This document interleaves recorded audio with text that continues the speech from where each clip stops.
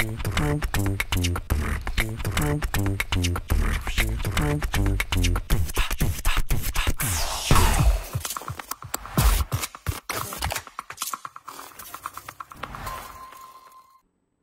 was a time when I was trying to verify myself, and I got into a panic mode.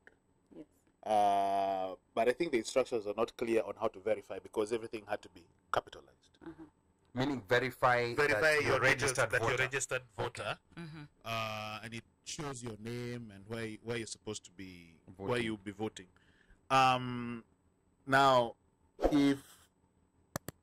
hopefully if everybody is verified, but when you go to show up and your information is missing in action, what is the contingency? What happens then? Even though you are registered and you verified, but when you go there and you're given that kikaratasi, that your card, your voter's card, that laminated that card. one, yes. Yes. So what is the contingency just in case that happens?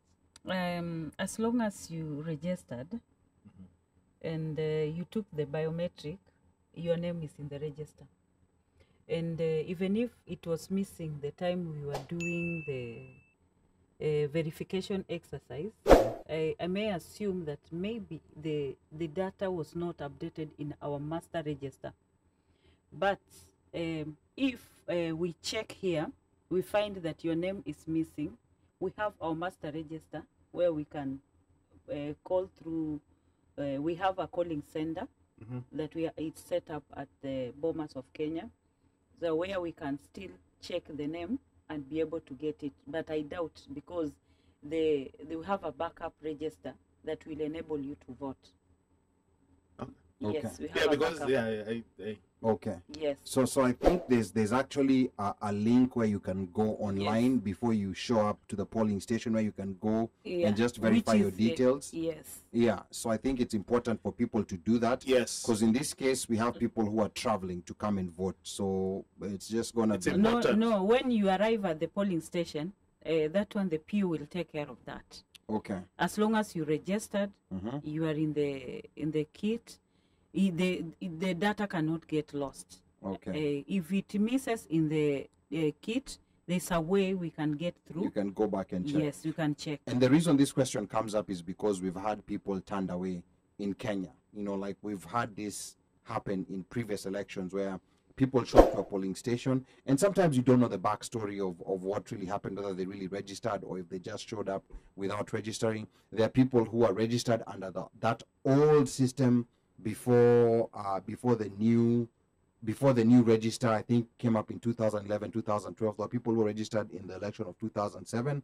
They didn't realize that everybody had to re-register afresh. So those are some of the things that just people need to get to know. You see, we do not register fresh, and according to registration, it will be done when we have when we go for boundaries delimitation. That is when we can have a fresh voter registration. Now, but for now, even if you registered those long time ago, you are only supposed to verify if you exist in the register. Now, not to, from my understanding, people who are registered after this new constitution came in, that was in 2010, then there was a fresh register. So people who had registered before that and had never come back to register again, so those people are no longer on the register because there was a fresh registration that was done then. Yes, fresh. And then now it's interesting you bring up boundary delimitation. Yes. And for those people who don't understand, boundary delimitation is the law now, the constitution requires every so often. 12 years. It's 12 years. Yes. Yeah, it's within 12 years that IEBC reviews the boundaries. Like in the US, it's called, I don't want to use the word gerrymandering. Redistricting. It's called redistricting, yeah. It's called redistricting. Yeah, so it's a kind of redistricting based on how people have moved, based on the population. And when that process happens, guess what happens? Their current register is purged and everybody has to go back in and register fresh. So that's very important to note. The register is what? Is purged. Okay. Yeah. With a rural.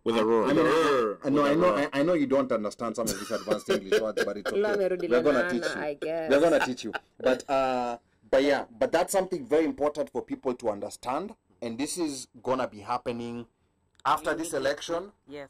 So people will have to register.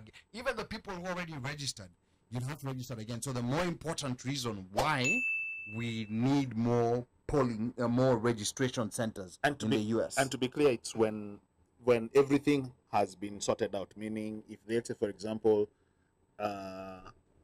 there's a challenge, then if it's thrown out, okay, pretty much when a new president is sworn in, then the process will start. So the process is not based on when a president is being sworn in; it's based on a number of years. So 12 years. So 12 years. Doesn't matter whether there's a president or not. This is the first time we are doing it.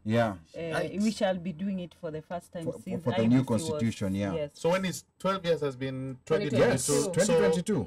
So we are doing it in 2023. Oh, okay. Yeah. So 2023. Yeah. Yes. So what that got means it. is for the next election or for upcoming referenda, everybody got to register again. Okay. Yeah.